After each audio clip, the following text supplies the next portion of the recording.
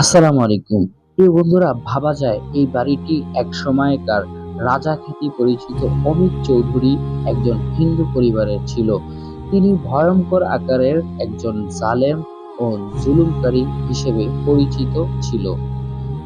এই লোকেশন দিয়ে বা এই রোড দিয়ে হিন্দু ছাড়া কোনো মুসলিম পরিবারের কোনো সদস্য ছাতা মাথায় দিয়ে ও জুতা পা দিয়ে গেলে তার আইন অনুযায়ী ভয়ঙ্কর অপরাধ হতো বলে জানা যায়।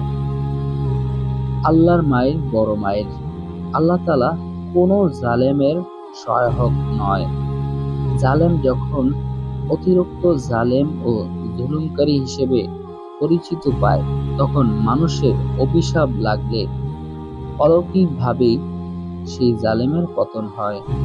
হঠাৎ সে ভারতে পালিয়ে যায়। বর্তমানে এই এরিয়াটিতে সবচেয়ে বেশি মুসলমানদের বাড়িঘর ও ব্যবসা প্রতিষ্ঠান রয়েছে। এই লোকেশনটি হলো মিটফুট হসপিটালের ৩ নম্বর গেটের ঠিক উল্টা পাশে।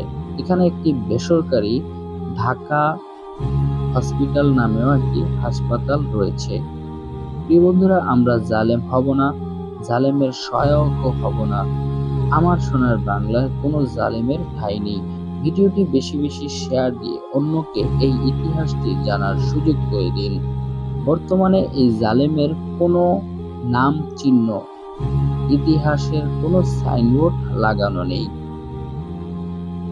আমি আবারও বলছি, এই লোকেশনটি হলো মিটফুট হসপিটালের ৩ নাম্বার গেটের ঠিক উল্টা পাশে।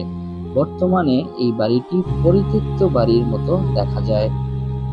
এই বাড়িতে ছাগল পালা হয় এবং কিছু অংশ ভাড়াও দেওয়া হয়েছে।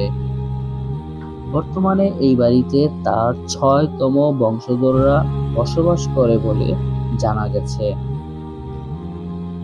প্রিয় বন্ধুরা, এরকম নিত্য নতুন তথ্য ও ভিডিও পেতে অবশ্যই লাইক, কমেন্ট, শেয়ার করে ও ফলো দিয়ে আমাদের পাশেই থাকার জন্য বিশেষভাবে অনুরোধ করা গেল। আসসালামু আলাইকুম ওয়া রাহমাতুল্লাহ।